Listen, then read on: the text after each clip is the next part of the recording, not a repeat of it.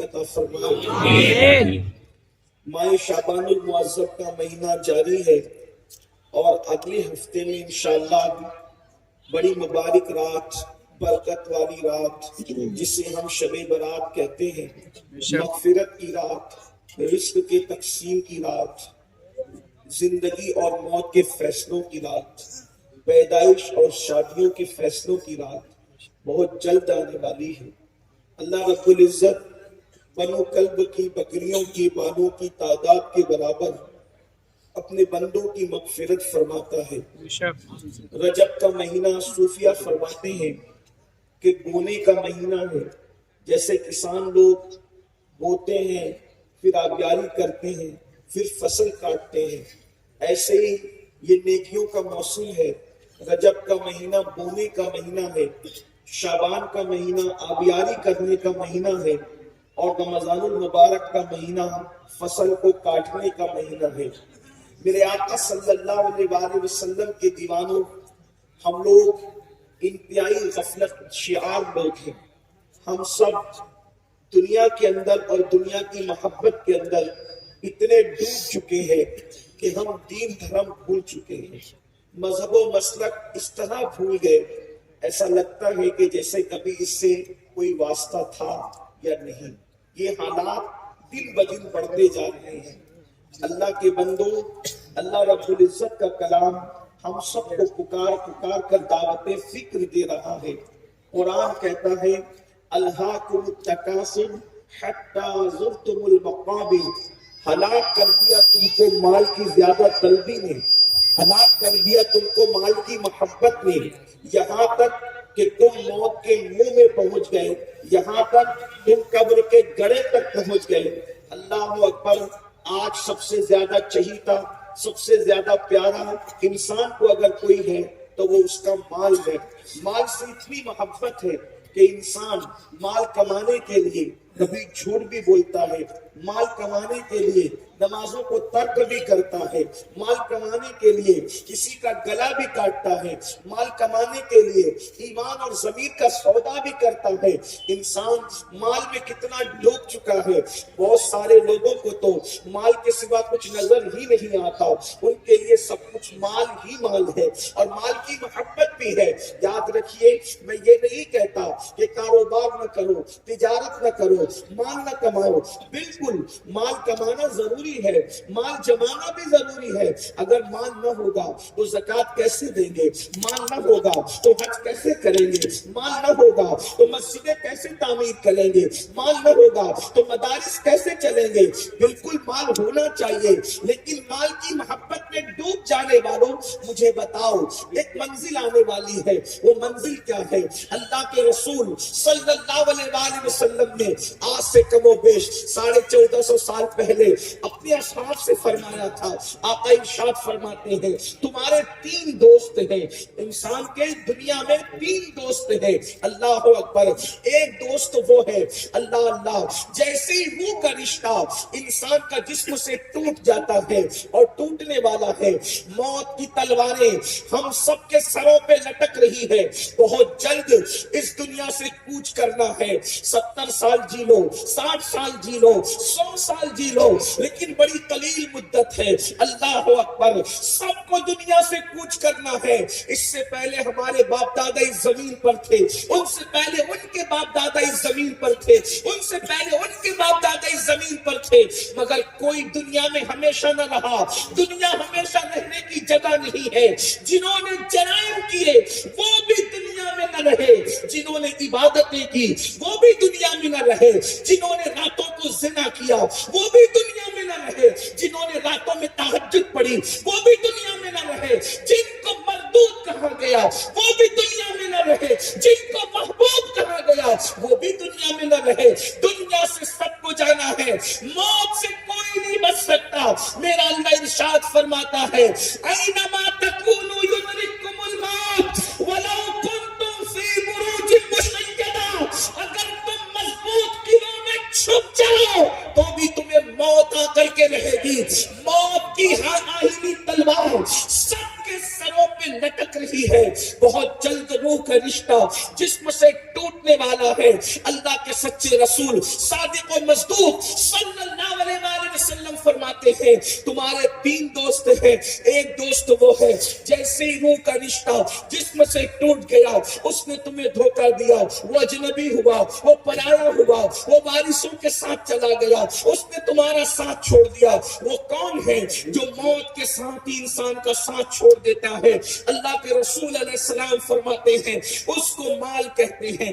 دیکھیے سب سے پہلے ساتھ چھوڑنے والا کون ہے؟ مال، جس کے لیے آپ رات دن محنت کر رہے ہو، محنت کرتے رہو، لیکن اللہ کو مت بھولو، اللہ کو فراموش مت کرو، اللہ کی عبادتوں سے دور نہ بھاگو۔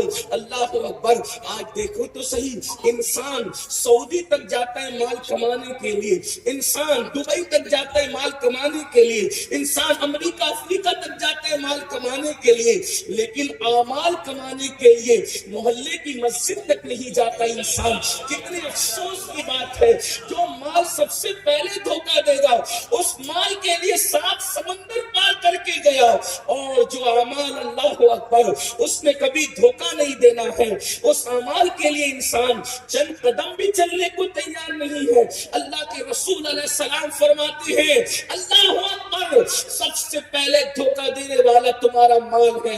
اس کے بعد ارشاد فرمایا دوسرا دوست وہ ہے جو قبر تک انسان کے ساتھ آتا ہے، غسل بھی دیتے ہیں، کفن بھی پہناتے ہیں، بیماری میں تیمارداری بھی کرتے ہیں، لیکن جب قبر کے قریب پہنچتے ہیں اس گڑھے پر قریب آ کر کے ساتھ چھوڑ کر کے چلے جاتے ہیں۔ وہ تمہارا دوسرا دوست کون ہے؟ تمہارے بچے، تمہارے ماں باپ، تمہارے احباب، تمہارے ساتھی، اللہ اکبر، یہ سب چھوڑ کر چلے جاتے ہیں۔ اور تیسرا تمہارا دوست ہے جو قبر میں بھی تمہارے ساتھ رہتا ہے اور تمہارا دل بہلاتا ہے، حشر میں بھی تمہارے ساتھ رہے گا، تمہارا دل بہلائے گا، میزان پہ بیٹھ کر کے تمہارا معاملے کو وزنی کر کے تمہارا کام بنائے گا۔ وہ کون ہے؟ جس نے نہ قبر میں ساتھ چھوڑا، نہ جس نے حشر میں ساتھ چھوڑا، حتیٰ کہ جنت تک پہنچا دیا۔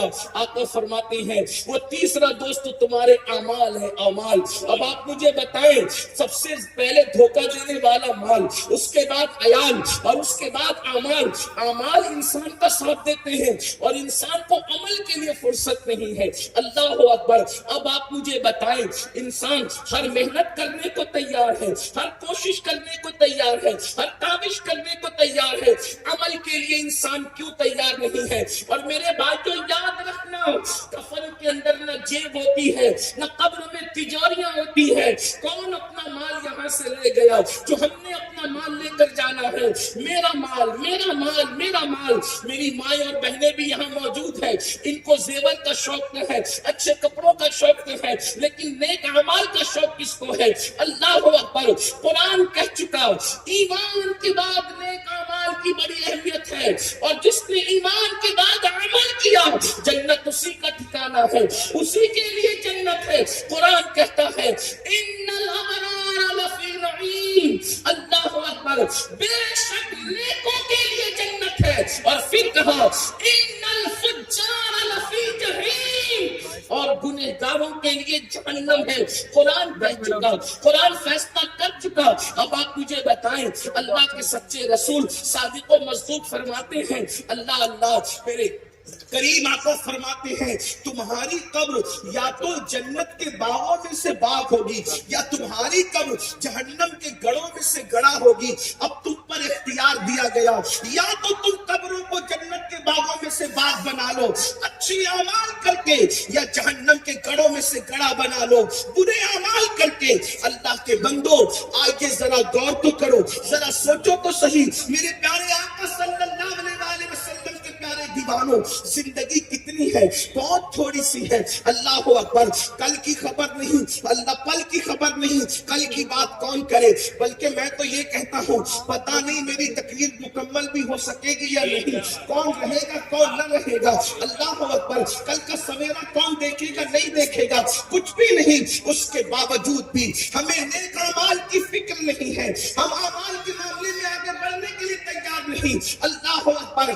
یاد رکھو ایک دن قبر میں جانا ہے، قبر ٹھکانا ہے۔ ترمذی شریف کی حدیث ہے، اللہ کے رسول مصطفیٰ کریم رؤوف الرحیم صلی اللہ علیہ وآلہ وسلم ارشاد فرماتے ہیں اللہ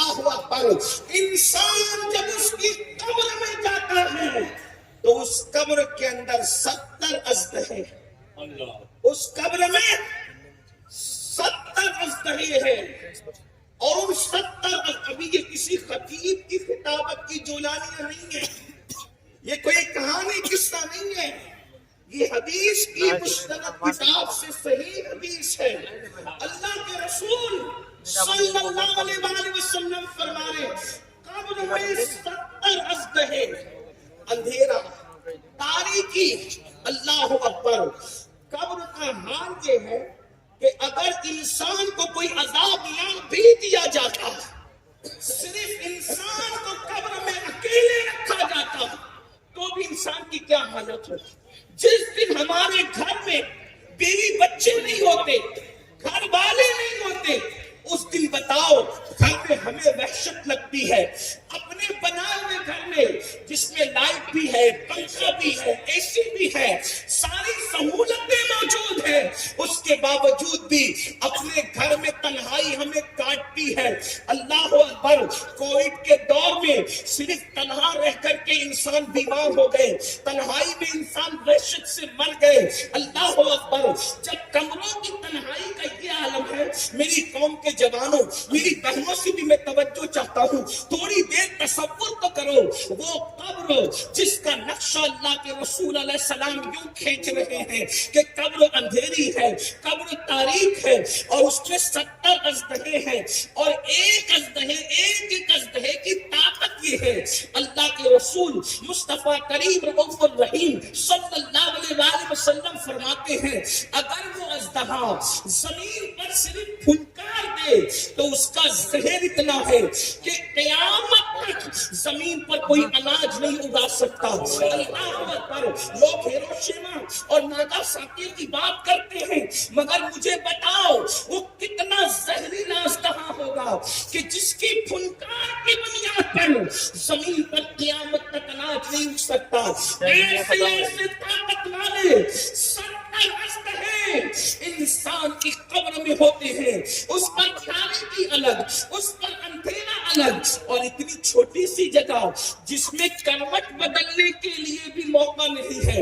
اس کی وجہ یہ ہے آپ اپنے سورسز سے جتنی چوڑی قبر چاہے کھدوا لے، لیکن قبر کھودنے والے کی وجہ سے کشادہ نہیں رہتی، قبر رقبے کے اعتبار سے کشادہ نہیں رہتی، قبر تو اعمال کے اعتبار سے کشادہ رہتی ہے۔ اللہ کے رسول صلی اللہ علیہ وسلم فرماتے ہیں جب بے نمازی کو اس کی قبر میں رکھا جاتا ہے تو چاروں طرف سے قبر اس کو دباتی ہے۔ اللہ اکبر۔ اور سچے نبی نے فرمایا، صادق و مصدوق نے فرمایا، اس کی دونوں طرف کی پسلیاں آپس میں دوسرے میں گھس جاتی ہے۔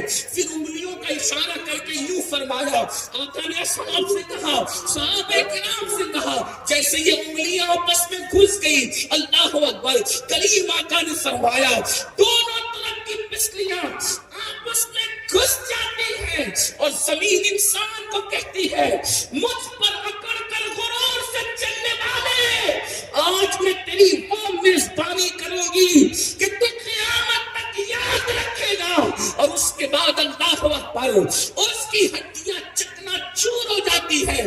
مجھے بتاؤ، کرکٹ کے لیے وقت نکالنے والوں، فلموں کے لیے وقت نکالنے والوں، ناچ گانوں کے لیے وقت نکالنے والوں، ہنسی مذاق کی محفلوں کے لیے وقت نکالنے والوں، نماز کے لیے وقت کیوں نہیں نکالتے؟ قبر میں تو اعمال پوچھے جائیں گے۔ اللہ اکبر۔ میرے بھائیوں، یاد رکھیے، اچھی طرح یاد رکھیے، اچھی طرح، اگر آپ کو کوئی یہ کہتا ہے، آپ کو اگر کوئی یہ کہتا ہے کہ عمل کی کوئی ضرورت نہیں ہے، اگر آپ کو کوئی یہ کہتا ہے عمل کی کوئی ضرورت نہیں ہے، اس کا مطلب وہ شیطان کا کام کر رہا ہے۔ اچھی طرح یاد رکھنا، قرآن نے جہاں جہاں ایمان کا ذکر کیا وہاں ساتھ ہی ساتھ عمل کا ذکر بھی کیا۔ میں یہ نہیں کہتا کہ ایمان ناکافی ہے، لیکن یہ ضرور کہتا ہوں عمل کی بھی ضرورت ہے، اور قرآن نے عمل پہ زور دیا ہے۔ اس لیے آج ہم اعمال سے کوسوں دور ہے۔ اور ایک بات آپ سے عرض کروں، برا مت ماننا، اگر آپ کو ایسا لگتا ہے کہ میں نے غوث پاک کا دامن پکڑ لیا، غریب نواز کا دامن پکڑ لیا، مخدوم سنہ کا دامن پکڑ لیا، وارث پاک کا دامن پکڑ لیا، اعلیٰ حضرت کا دامن پکڑ لیا، میں کچھ بھی کروں یہ لوگ مجھے جنت میں لے جائیں گے، ایک بات یاد رکھنا، یہ بزرگوں سے عقیدت نہیں بلکہ یہ انسان خود کو فریب دے رہا ہے۔ آپ مجھے بتائیں، اتنا بتائیں، اگر آپ اپنے باپ کے وفادار ہیں اور آپ کے ابا کسی سے ناراض ہو جائیں تو کیا آپ اس سے راضی رہو گی؟ اگر آپ ابا کے وفادار ہو تو بتائیں، مجھے بتائیں۔ اب آپ سے میں پوچھنا چاہتا ہوں، آپ سوچتے ہیں کہ میں نماز نہیں بھی پڑھوں گا مولانا تو غوث پاک ہاتھ پکڑ کے جنت میں لے جائیں گے۔ آپ مجھے مشورہ نہ دیں، ہم لوگ بغیر عمل کے بھی جائیں گے، مرید ہے غوث پاک کے، غریب نواز کے مرید ہے، وارث پاک کے نام لیوا ہیں، اس لیے کہ کچھ لوگ آپ کی بستی میں آ کر صرف آپ کی خوشی کے لیے، آپ کی جیبوں کو کاٹنے کے لیے، آپ سے وصول کرنے کے لیے آپ کو تھپکیاں دیتے ہیں۔ کیا تھپکیاں دیتے ہیں کہ کوئی ضرورت نہیں ہے، مولوی چلاتے رہیں، بلکہ بعض لوگ تو علماء کی توہین کرتے ہوئے کہتے ہیں یہ دو کوڑی کے مولویوں کو کیا خبر ہے۔ میں یاد کرانا چاہتا ہوں آپ کو، مولوی جتنا جانتا ہے اتنا کوئی نہیں جانتا، اس کی وجہ یہ ہے کہ تم کسی اور کی کتاب پڑھتے ہو، مولوی اللہ کی کتاب انسان اور قدرت میں جو فرق ہے وہی دنیا کی کتابوں میں اور اللہ کی کتاب میں فرق ہے۔ اس لیے علماء کی توہین کرنے والوں سنو، جو علماء کی بے ادبی کرے گا اس کا خاتمہ ایمان پر نہیں ہو سکتا، ڈر ہے کہ وہ مرے گا تو کفر پر مرے گا۔ اس لیے یاد رکھنا، ہم تو اپنی نوکری ادا کر رہے ہیں، حضور کی غلامی کر رہے ہیں، آپ تک پیغام پہنچا رہے ہیں۔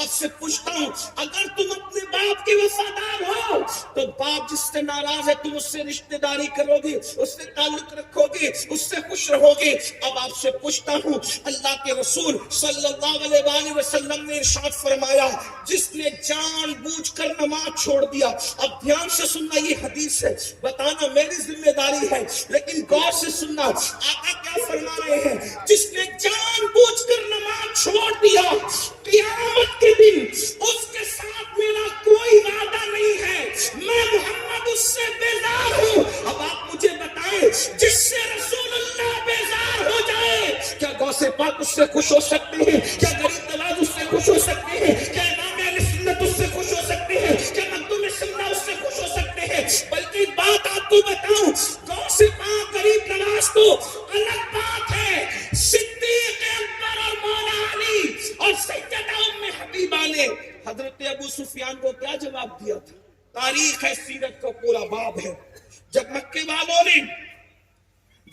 والوں نے وعدہ خلافی کی اور حدیبیہ کا وعدہ توڑ دیا تو اس وقت مکے والوں نے تجدید عہد کے لیے سوچا کہ کوئی ہوشیار بندے کو تلاش کرو جو ہوشیار بندہ سب کو بوتل میں اتار سکے۔ تو مکے والوں کا فیصلہ کیا ہوا کہ ہم حضرت ابو سفیان کو بھیجیں گے، یہ بہت دانشور انسان ہے، اپنی بات منوانے میں مہارت رکھتے ہیں۔ اب تک ابو سفیان نے اسلام قبول نہیں کیا تھا، جیسے ہی مکے سے مدینہ منور آئے، صدیق اکبر سے ملاقات ہوئی، کہا بھائی ابو بکر، پرانے تعلقات ہیں، پرانی رشتہ داریاں ہیں، کیا آپ محمد سے میری بات کرا سکتے ہو؟ صدیق اکبر نے کہا جس سے یار ناراض ہو جائے ابو بکر اس سے کوئی بات نہیں کرا سکتا۔ تو اس وقت ابو سفیان نے کہا تھا کیا ہماری رشتہ داریاں بھول گئے؟ تو صدیق اکبر نے کہا تھا ابو سفیان وہ دن گئے جب ہم رشتہ داریاں خون کی بنیاد پہ کرتے تھے، اب ہم خون کی بنیاد پہ رشتہ داریاں نہیں کرتے، اب نسبت مصطفیٰ کی بنیاد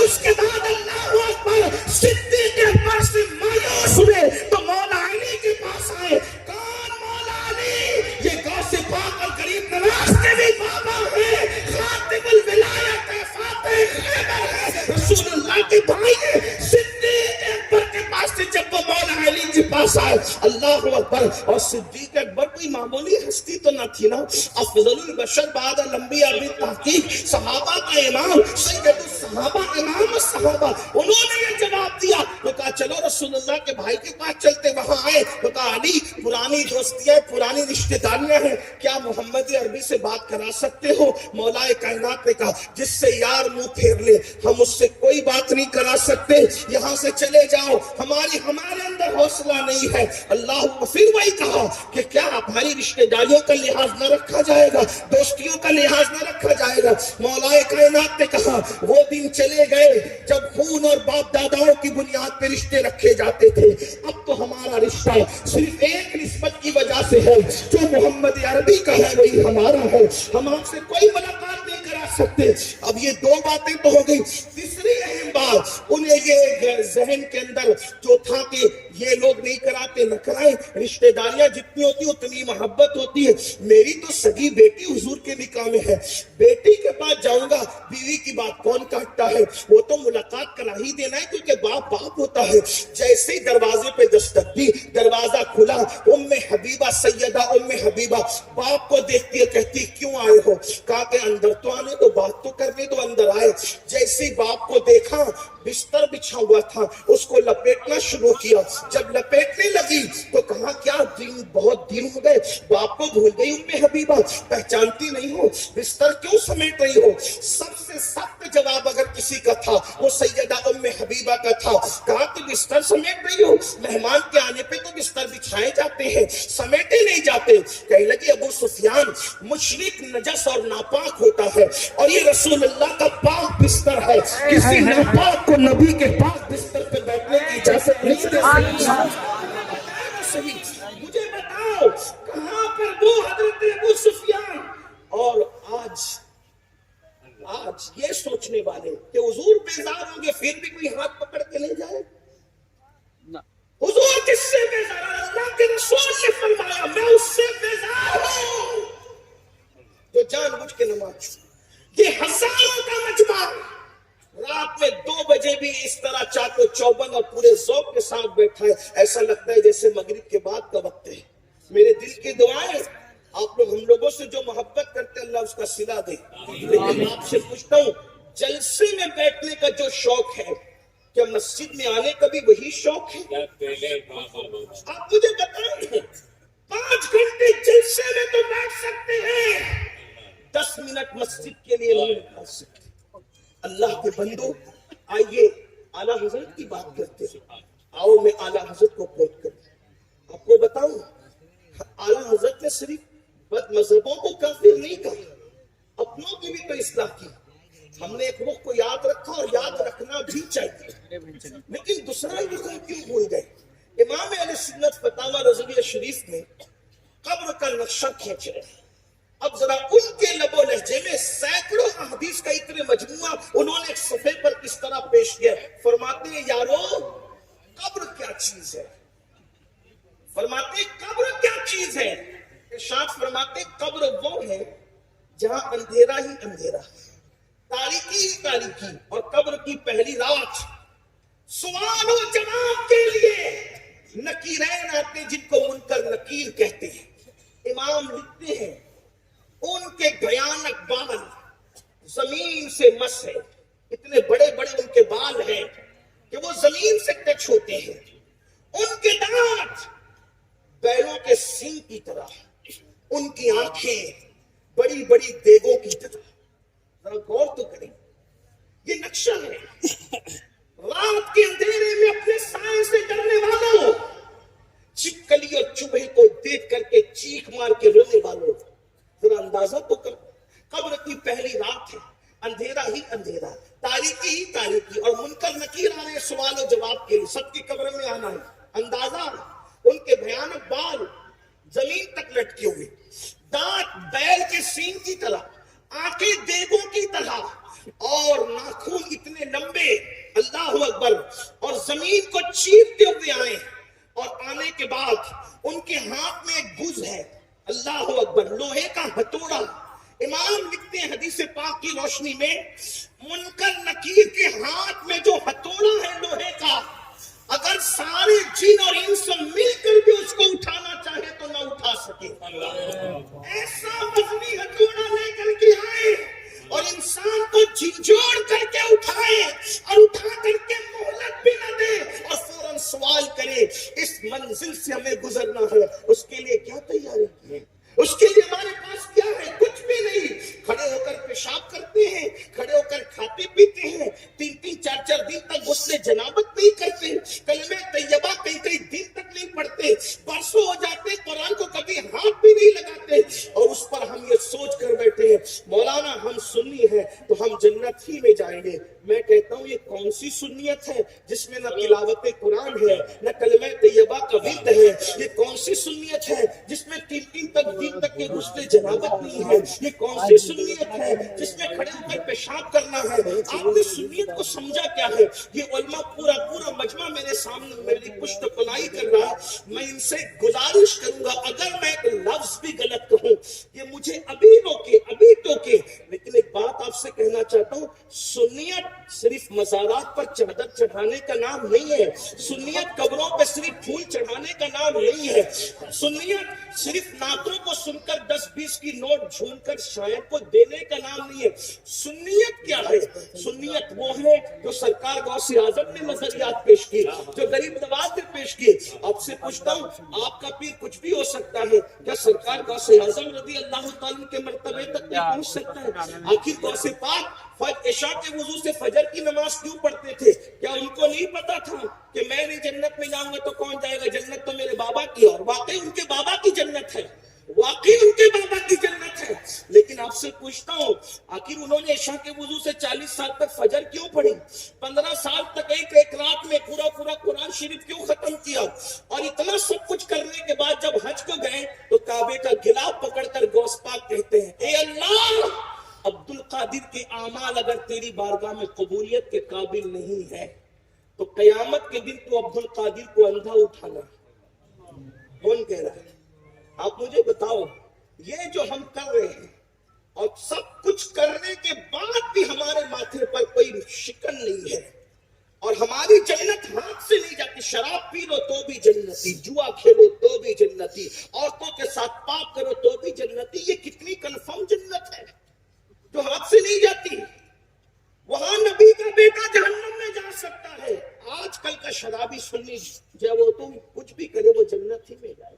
میں یہ نہیں کہہ رہا ہوں کہ مجرم ہمیشہ جہنم میں رہیں گے, یہ نہیں کہہ رہا ہوں, لیکن اگر نبی کا بیٹا جہنم میں جا سکتا ہے نوح علیہ السلام کے بیٹے کی شکل میں, تو آپ مجھے بتائیں تو صحیح نا مسلمانوں ہم کہاں ہیں؟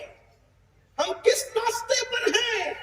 اللہ کے بندو عمل کرو عمل. اللہ کے رسول علیہ السلام نے اپنے خاندان کے لوگوں سے کہا تھا اے بنو ہاشم عمل کرنا عمل, اس لیے کہ فرمایا لوگ عمل لے کر آئے اور تم صرف نسب لے کر آؤ. ایسا نہیں ہونا چاہیے, کیونکہ جس کو عمل نے پیچھے کر دیا اس کو نسب کبھی آگے نہیں کر سکتا. حضور نے اپنے خاندان والوں سے کہا, حالانکہ ہمارا عقیدہ ہے کہ حضور کا نسب کام آئے گا.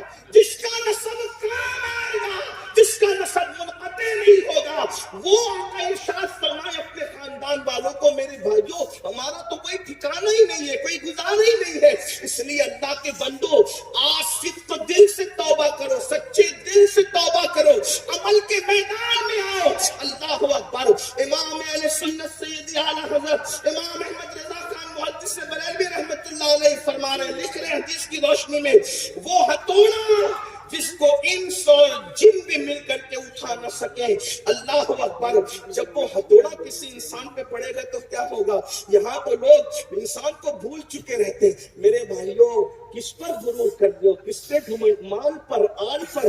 بھائیوں یہاں تو صرف جیتے جی اولاد بھول جاتی ہے ماں باپ کو. جو جیتے جی بھول جائے وہ مرنے کے بعد کیا یاد رکھیں گے کسی کو؟ اس لیے اپنے لیے کچھ کر لو, اعمال کر لو. بہت مختصر وقت ہے, بہت مختصر. حدیث پاک میں آتا ہے حضرت ملک الموت روزانہ قبرستان والوں سے کہتے ہیں اے قبر والوں بتاؤ اب تم کو کس پہ رشک آتا ہے, تم کو کس پہ رشک آتا ہے؟ تو قبر والے کہتے ہیں جو دنیا میں نماز پڑھتے ان پہ رشک آتا ہے, جو دنیا میں روزے رکھتے ان پہ رشک آتا ہے, جو حج کرتے ان پہ رشک آتا ہے, جو زکات دیتے ان پہ رشک آتا ہے, جو ذکر اذکار کرتے ان پہ رشک آتا ہے. افسوس وہ تو سب کر سکتے، ہم نہیں کر سکتے. آج نماز نہیں پڑھ. مولانا چیخ چیخ کر کہہ رہے ہیں گھنٹوں تک انہیں نماز کیوں نہیں، قوم مسجد میں آنے کو تیار نہیں ہے. آج نماز کا وقت ہے، نہیں پڑھتے، قبر میں جانے کے بعد نماز کی اہمیت پتہ چلے گی. پھر صرف 2 رکعت پڑھنے کی مہلت مانگو گے، لیکن 2 رکعت پڑھنے کی بھی مہلت نہیں ملے گی، کیونکہ وقت جا چکا ہوگا. اس لیے اللہ کے بندو، اللہ نے زندگی دی ہے، اس کا فائدہ اٹھاؤ، نیک عمل کرو. پھر میں آپ سے پوچھتا ہوں، ایک وقت کی نماز کے لیے صرف 10 منٹ لگتے ہیں، 5 وقت کی نماز کے لیے 50 منٹ لگتے ہیں. 50 منٹ دے دو، دنیا بھی کامیاب کر لو، آخرت بھی کامیاب کر لو. لیکن پھر کہتا ہوں نماز پہ غرور مت کرنا، گھمنڈ مت کرنا. آئیے ذرا بات کو اینڈ کی طرف لے جاتے ہوئے، کہ میں نے کہا تھا لمبی نہیں کریں گے، لیکن اینڈ کی طرف لے جاتے ہوئے کچھ درد دل آپ کے سامنے رکھتے ہیں. توجہ کریں، تھوڑا کبھی تصور کریں، کبھی تنہائی میں بیٹھ کے سوچیں کہ اللہ نہ کرے. دیکھو میں بددعا کے طور پہ نہیں کہہ رہا ہوں، یہ ہونا ہے. کبھی اس کا تصور کرنا. اللہ آپ کو عمر نو عطا کرے، لمبی عمر عطا کرے، آپ سب کو دے، ہمیں دے، ہمارے علماء کو دے. لیکن ایک بات آپ سے میں عرض کرنا چاہتا ہوں میرے بھائیوں، یہ بتاؤ، کبھی تصور کرو کہ میں بیمار پڑ گیا، ڈاکٹر نے جواب دے دیا، ڈاکٹر کے جواب دینے کے بعد پھر میرا حال یہ ہوا کہ مجھ پہ سکرات طاری ہو گئی. سوچو، طاقتور جسم، قوت والا جسم، سکرات طاری ہو گئی. پیاس اتنی لگی ہے کہ 7 سمندر کا پانی بھی منہ میں نچوڑ دیا جائے تو پھر پیاس نہ بجھ سکے. اور رشتہ دار ایک ایک چمچے کے چند قطرے میرے منہ میں ڈال رہے ہیں، یہاں تک کہ میری روح میرے حلق میں اٹک گئی ہے.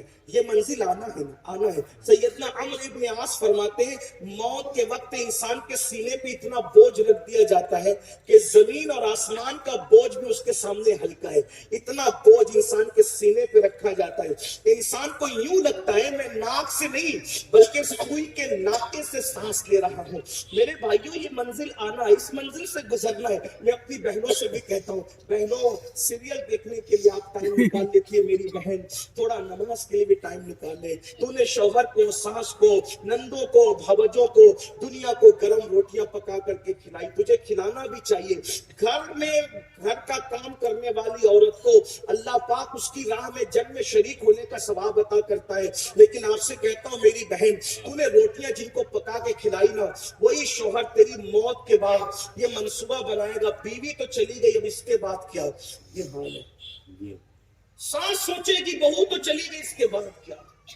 اپنی قبر کی تیاری خود کر لو، ورنہ ہڈیاں بھی پگھل جاتی ہیں، ہڈیاں بھی پگھل. اور ایک بات آپ سے کہوں، اگر کوئی یہ سوچتا ہے کہ بڑھاپے میں سدھریں گے، جب کسی کے قابل نہیں رہیں گے تو خدا کی طرف پلٹیں گے، تو یاد رکھ لو اگر آپ نے یہ سبق پڑھ لیا ہے کہ کبھی بھی توبہ کریں گے تو وہ قبول ہی ہوگی. کچھ لوگوں کا تو دماغ یہ بن گیا کہ جیسے معاذ اللہ ہماری توبہ قبول کرنا اللہ پہ فرض ہے. امید بھی رکھو مگر یہ بھی سن لو، فرعون نے ڈوبتے ڈوبتے توبہ کی تھی مگر آواز آئی وقت ختم ہو گیا. قرآن اس کی توبہ کے بارے میں گفتگو کر رہا ہے کہ اس نے ڈوبتے ڈوبتے کہا تھا میں اللہ پہ ایمان لایا، لیکن کیا ہوا؟ وقت چلا گیا. جب اس کے لیے وقت چلا گیا، اللہ نہ کرے کہیں ایسے وقت ہوش نہ آئے کہ وقت چلا گیا. حضرت مالک الدینار کہتے کہ میرا ایک دوست مر رہا تھا، اس کے سینے سے گرم گرم سانسیں نکل رہی تھی. میں نے کہا توبہ کر لی، اللہ معاف کرے گا. جیسے اس نے کہا استغفر اللہ، تو گھر کے کونے سے آواز آئی بندے بس بھی کر رہا، میں نے جب بھی تجھے مہلت دی تجھے دھوکے باز پایا، تو بڑا دھوکے باز. یہ حال ہے. وہ توبہ رد بھی کر سکتا ہے. آپ ذرا یہ بھی تو سوچو، جب معصوم 200 سال تک کے اللہ کو پکارتا ہے لفظ پیغمبرانہ کے بعد، 200 سال تک کوئی جواب نہیں دیا جاتا، یہ ہمارے لیے عبرت ہے. نبی کی شان نہیں گھٹتی اس سے، ہمارے لیے عبرت ہے. نہ وہ گناہ تھا نہ وہ خطا تھی، وہ تو لفظ پیغمبرانہ تھی، لفظ معصومانہ تھی. لیکن 200 سال تک کے ابو البشر دعا کرتے رہے، کوئی جواب نہیں دیا گیا. یہ بات بار بار سنتے ہو. پھر بتاؤ حضرت آدم علیہ السلام نے کوئی گناہ تو نہیں کیا تھا، کوئی خطا تو نہیں کی تھی، لفظ پیغمبرانہ تھی، اللہ کی مرضی تھی، ہزاروں کروڑوں اس میں حکمتیں تھی. میں لوگوں کو کہتا ہوں آدم گناہ نہیں کیے تھے، اس کا سب سے بڑا ثبوت یہ ہے گناہ سے آبادی ویران ہو جاتی ہے، گناہ سے آبادی ویران ہو جاتی. جہاں گناہ ہے وہاں فنا ہے. اگر آدم کی لفظ سے پیغمبرانہ گناہ ہوتی تو ویرانہ آبادی میں کیسے تبدیل ہو گیا؟ یہ گناہ نہیں تھا لفظ سے پیغمبرانہ. آپ مجھے بتائیں شجر ممنوعہ ہاتھ میں آیا تو جنت سے باہر نکال کے کپڑے بھی واپس لے لیے گئے. 200 سال تک جواب نہیں دیا گیا. سود کو ہاتھ میں لینے والوں اور پیٹ میں ڈالنے والوں اپنا کیا بنے گا؟ اللہ. حرام لقمے کو ہاتھ میں لے کے پیٹ میں ڈالنے والوں اپنا کیا بنے گا؟ سود کے دھندے کر رہے ہو نام بدل بدل کر. جتنا برا سور کھانا ہے، خنزیر کھانا جتنا برا ہے اس سے بڑھ کر سور کھانا برا ہے. کیوں؟ اس سے بڑھ سور کھانا جتنا برا ہے اس سے بڑھ کر سود کھانا برا ہے. کیونکہ سور بھی حرام ہے، سود بھی حرام ہے، مگر سور کھانے والے کے لیے اللہ نے جنگ کا اعلان نہیں کیا. سود کھانے والے کے لیے اللہ نے جنگ کا اعلان کیا ہے. جس سے اللہ جنگ کا اعلان کرے قرآن میں، بتاؤ وہ قوم عزت کے ساتھ زمین پہ کیسے رہ سکتی، وقار کے ساتھ زمین پہ کیسے رہ سکتی؟ آج شکایت نہیں کرتے ہو ہمارے ساتھ یہ ہو رہا ہے، ہمارے ساتھ ہو رہا ہے. ہم نے کہا کرتوت بدلو. قرآن کہتا ہے وَمَا أَصَابَكُم مِّن مُّصِيبَةٍ فَبِمَا كَسَبَتْ أَيْدِيكُم، تم پر جو بھی مصیبت آتی ہے وہ تمہارے اعمال کی وجہ سے ہے. تو آئیے میں جو بات عرض کر رہا تھا جلدی جلدی سے آگے بڑھتے ہیں. اللہ اوپر تھوڑا تصور کرو، موت ہمیں آ رہی ہے، موت کی آخری ہچکی ہے، گلے میں روح اٹک گئی ہے. کبھی تصور کرنا لوگ موت کا سن کے ڈرنے لگتے ہیں. یہ کیا چھیڑ دیا مولانا نے، یہ کیا چھیڑ دیا حضرت نے، یہ کیا چھیڑ دیا سید صاحب نے. اس لیے موت سے اتنا ڈرتے ہو. ڈرو گے بھی تو آئے گی، تیاری کرو گے بھی تو آئے گی، محبت کرو گے بھی تو آئے گی. آنا ہی آنا، ایک لمحہ پہلے بھی نہیں، ایک لمحہ بعد بھی نہیں، آنا ہی آنا. ذرا سوچو تو صحیح، جب محبوبوں کو موت کی لذت چکھائی جاتی ہے تو میں اور آپ کون ہیں؟ لیکن اتنا یاد رکھنا جو موت کی تیاری کرتے ہیں وہ سکون سے مرتے ہیں، مسکراتے ہوئے دنیا سے جاتے ہیں. جو موت کی تیاری نہیں کرتے اللہ کو بھول جاتے ہیں، پھر وہ دنیا میں روتے ہوئے آئے تھے روتے ہوئے جاتے ہیں. خدا کے لیے اپنے حال پہ رحم کر لو. موت ایسی عمر ابن عاص سرکار فرماتے ہیں اللہ اکبر، ناک سے نہیں بلکہ سوئی کے ناکے سے اللہ اکبر سانس لینا انسانی کیفیت ہوتی ہے. موت کی تکلیف حضرت عمر ابن عاص بیان کرتے ہیں پیٹ میں ببول کا درخت اگا دیا جائے اور نیچے سے کھینچا جائے تو کیا کیفیت ہوتی ہے. مرتے وقت انسان کی یہی کیفیت ہوتی ہے. اے میری قوم کے جوانوں، طاقت پر غرور کرنے والوں، دولت کے نشے میں خدا کو بھولنے والوں، گناہ اور جرائم میں ڈوب کر اللہ کو بھولنے والوں، ذرا تصور کرو حلق میں روح اٹک گئی ہے، پھر اس کے بعد انتقال ہو گیا ہے. ہائے ہائے، پھر اس کے بعد کیا ہوا؟ غسل دیا گیا، کافور لگایا گیا اور انتہائی سستے کپڑے میں کفن کی شکل میں لپیٹ دیے گئے. کتنے وہ لوگ ہیں جو زنا کی ہڈی آباد کرتے ہیں ان کا کفن مارکیٹ میں آ چکا ہوتا ہے. کتنے وہ لوگ ہیں جو شادیاں کر رہے ہوتے ہیں ان کا کفن مارکیٹ میں آ چکا ہے. اتنے سارے لوگوں میں کتنے ہوں گے جن کا کفن آج مارکیٹ میں آ چکا ہوگا.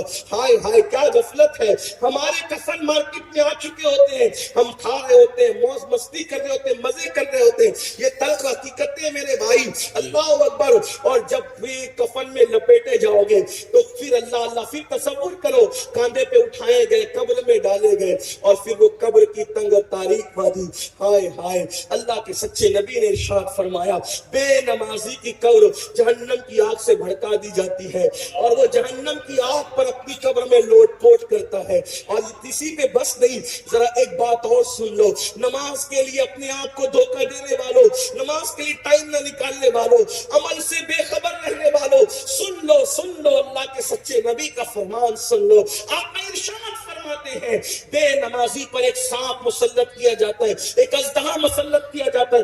اس کا نام شجاع الاقرع ہے اور وہ گنجا سانپ ہے. اس کی آنکھوں سے آگ نکلتی ہے، اس کے ناخن ایک دن کی مسافت اتنے لمبے ہیں اگر وہ کسی کو ایک بار ڈنک مارے 70 گز زمین میں انسان دھسے. وہ شجاع الاقرع کہتا ہے او بے نمازی میں تجھے ڈسوں گا.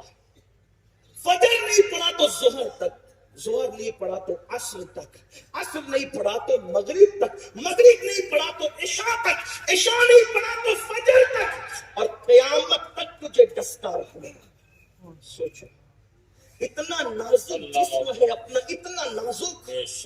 مچھر کا ڈنک ہم سے برداشت نہیں ہوتا، کھیت کا بچھو کاٹ لے برداشت نہیں ہوتا جب وہ شجاع الاقرع ڈسے. یہ مولوی صاحب نہیں کہہ رہے، مصطفیٰ جان رحمت.